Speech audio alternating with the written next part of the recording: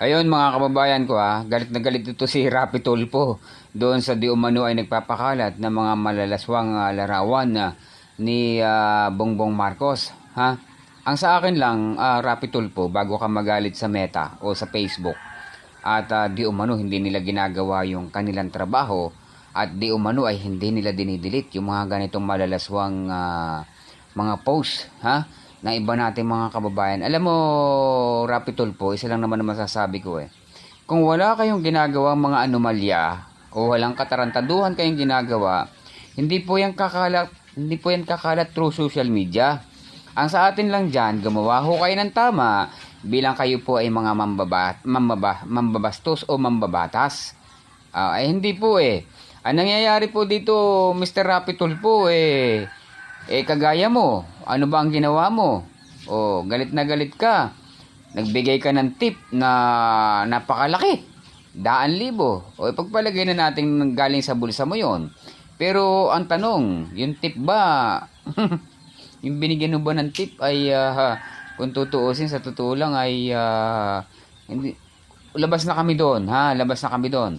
Pero sana lang, bilang kayo po ay mga public servant, baka po pwede yung mga binibigay nyong pera sa ibang mga tao o binibigay nyong tip sa ibang mga tao, ay paki-audit din. Dahil mayroon na po tayong COA di ba? Dapat i-audit lahat yan. Lahat ng mga pera lumalabas sa lahat ng mga mambabatas o mambabastos dito po sa ating pamahalaan, ay dapat kinukuha report. Dumaraan lahat yan sa COA report. Kaya sa totoo lang, hindi po natin masisisi yung iba po natin mga kababayan kung bakit may mga lumalaganap na ganito pong mga masiselan na mga picture ng ating pong Pangulong Bongbong Marcos. Kung hindi ba tama ay sinasabi ng isang vlogger na yan diyan sa US, bakit hindi pahuli ang tao na yan? Di ba? Kung mali yung sinasabi nun, bakit hindi pahuli? Bakit hindi kasuhan? Kasi nagkakalat ng fake news Sinabi nyo nga fake news, di ba? Paano nyo naman na-identified na fake news nga itong ginagawa at ipinopost na iba natin mga kababayan ng picture ni Bongbong Marcos? Kami naman na magtatanong sa iyo, Rapi Tulfo. Paano nyo na-identified na yung mga pinopost ni Denchis, Denchis, diyan sa Amerika, na mga picture diyan sa Facebook, ay mga fake news nga.